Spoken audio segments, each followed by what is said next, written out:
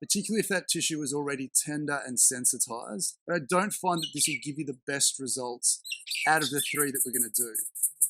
G'day and welcome back to the channel. So in today's video, I want to show you how you can use a tennis ball, or in this case a lacrosse ball, to instantly improve your hip mobility. And we're going to do so by focusing on a few key areas that tend to get tight in a lot of people who are suffering from a lot of hip pain, groin pain, but also low back pain as well. And mobilizing these muscles through the front of the hip, the side of the hip, and the back of the hip can be a really advantageous way to feed some slack to all the areas that rely on those areas and hopefully get your symptoms to settle very quickly. Now, the first thing we want to talk about before we get to these exercises is that we need to consider what ball you're going to use and what surface you're going to do this on. Now, obviously, for the purposes of this video, I'm going to use a lacrosse ball, and I really enjoy these the most because they are a little bit grippy. They're also not super rock hard, and they're not super soft. So I do find it's a very respectful tool to use when trying to mobilize tissue that's potentially going to be a little bit tender, as well as tight and restricted. Now, as you're doing these exercises, if you do find that it is a little bit too tender for you, then please choose something like a tennis ball.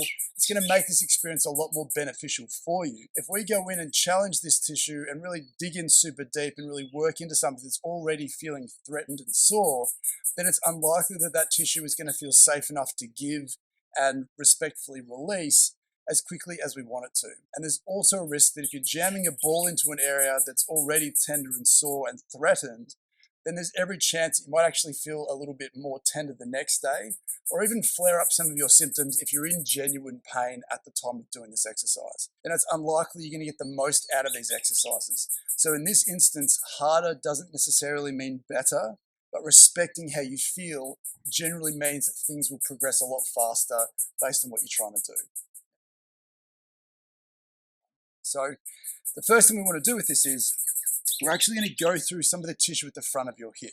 And we're going to do this with an eye to potentially looking for that sort of hip flexor, that iliopsoas, and obviously any TFL that might be caught in amongst that as well.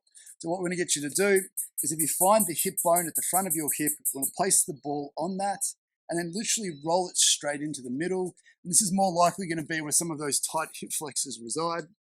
Please, please, please respect how you feel and do this exercise as hard or as soft as you need to do based on that. Now, there's three things that we're going to cover for each area. The first one is an exercise or a version of this exercise that I'm sure everyone's done before. And because we're using a ball, the tendency for everyone when doing this exercise is to automatically roll up and down on the area, or to roll side to side depending on where it is. But there's almost like a bony channel here. If you're inside that hip bone, you'll be able to move up and down from that. I don't find that this is the best way to make change with tissue, particularly if that tissue is already tender and sensitized.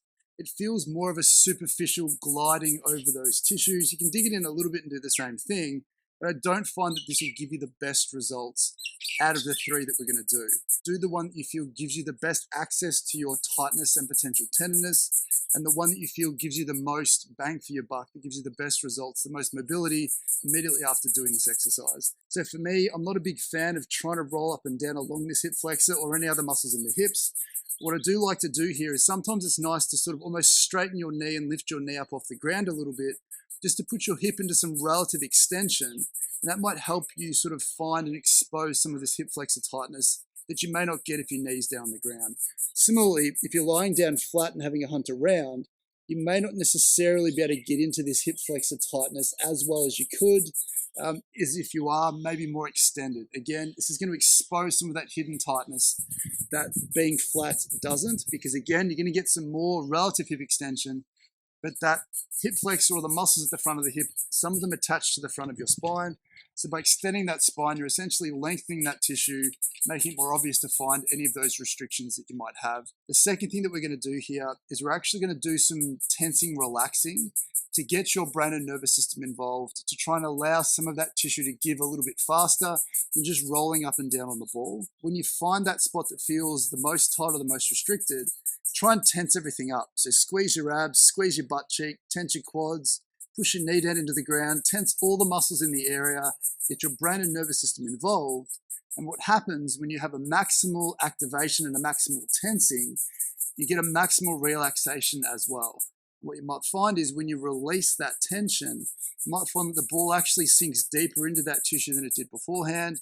It may feel less tight, less tender than it did immediately before. The third version of this exercise that I find works really well is kind of like a flossing type exercise. We're going to incorporate movement into this because obviously your body is wired for movement, but we're going to keep the ball jammed into here and essentially shear this tissue past the ball.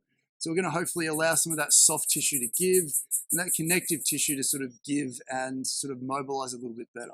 So again, there's a couple of different ways we can do this. If you've got the ball in a good spot, you can bend that knee up a little bit and then brace yourself. So what we're going to get you to do is just very, very gently, we can get you to lift your knee off the ground. So make sure that you try and sort of tense your glutes and lift your knee up from your hip. If you do it from your hamstring, some people can find that this can cause a little bit of a cramp. But again, that probably says more about the state of your back, the state of your glutes, than it does the state of your hamstring. Again, we're trying to lengthen that sort of hip flexor or the tissue at the front of the hip. We're really trying to shear that tissue free. You can obviously do this with your legs straight if you feel like your hamstring's a bit of a problem. The other thing that we can do here is we can do the same thing by extending through your low back. We can keep the pressure on the ball.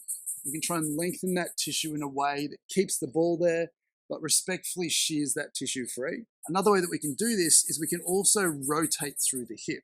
So obviously a lot of the tissue at the front of the hip doesn't necessarily rotate the hip, but rotation of that hip when the ball's jammed in there can be a really great stimulus to try and free up some of that tissue. You get a little bit of a different pull. Again, choose the position you feel most comfortable with. You can bring your leg out to the side a little bit more. You can keep it in line. In line's probably going to make you feel a little bit better and give you the best results.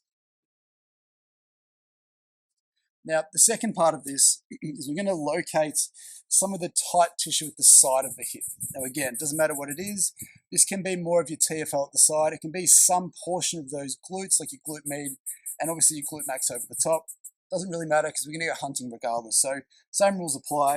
If you find that hip bone at the side, if we come up from that, what you'll find there's a little bit of a gap there between the greater trochanter, that hip bone at the side, and the tip of your pelvis, the tip of that hip at the top. So what we want to get you to do, again, the first of those three is if you roll that ball around and up and down, you might find that there are some tightnesses in that area, and you can roll forward a little bit just to make sure you're not missing that connection between the front of your hip and the side of the hip.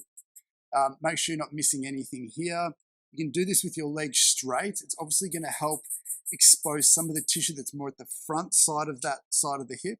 But then if you want to get a little bit more towards the back without going towards the back, you might find that by bending your hip and knee up into more flexion, you're really going to expose some of the tightness in the tissues that lengthen in this position. So same thing again, you can roll around on that if you feel like it helps more than anything else, it's completely fine.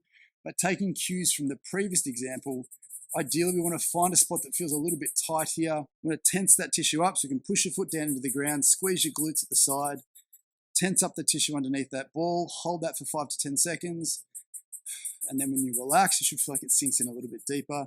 You can time this with your breathing where you take a deep breath in, squeeze everything under the ball, hold that for a few seconds, and then relax to, again, hopefully help cue that tissue into releasing a little bit faster. And then again, as we did in the previous example, what we can find here is if we can find a spot that feels a little bit tight, we can then incorporate movement into the mix. So what I'm going to do here, I'm going to rotate my foot upwards with my knee straight.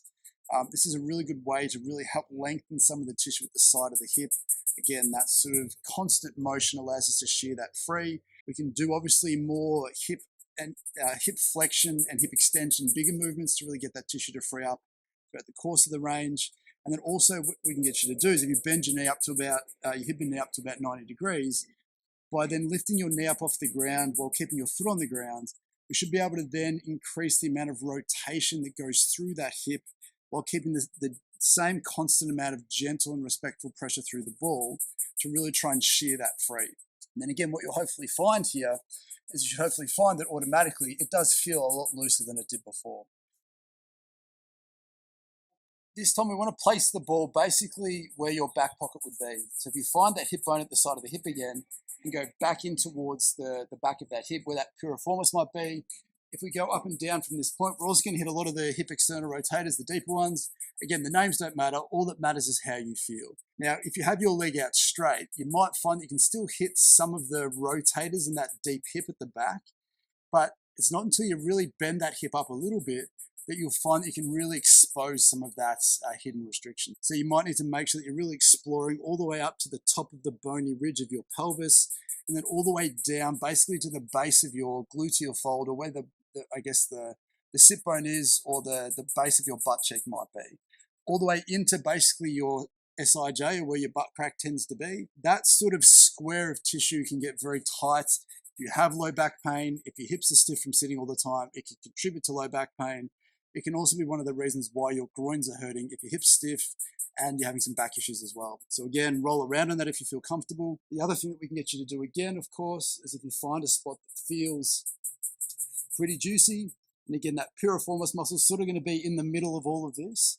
Find a spot that feels a little bit tight and tender, squeeze that tightness, push your foot back into the ground, get your glutes to tense up, hold this for a couple of seconds, relax, get that tissue to give and free up as quickly as possible. And again, once you've found a spot that you want to maybe mobilize a little bit better, then again, you can bend and flex your hip as far as you feel comfortable. You might find at the top part of this hip flexion movement is going to give you more bias towards that sort of back of the hip. But then also with your knee bent, we can still do some of the rotational movements as well to really block that tightness, shear that tightness free as best as you feel comfortable. And with these exercises, I think you'll find that automatically those hips will instantly feel a lot looser than what they did previously. Now, the other important thing to do, just to finish off this video, it's important to plant the seed to say that if you're working hard on this and you're freeing things up, make sure that you're also looking at your low back function, your deeper hip joint function, and your strength and general flexibility to make sure that if this does free up, it stays loose and you're not having to consistently battle against this. So once again, I genuinely hope that was helpful. Let me know down in the comments below which particular gluteal muscle or hip muscle you found was the most tender. I'd be amazed if it wasn't the piriformis, but it might be another one. Let me know. And then catch up with me in the next video and we'll take it from there. Bye.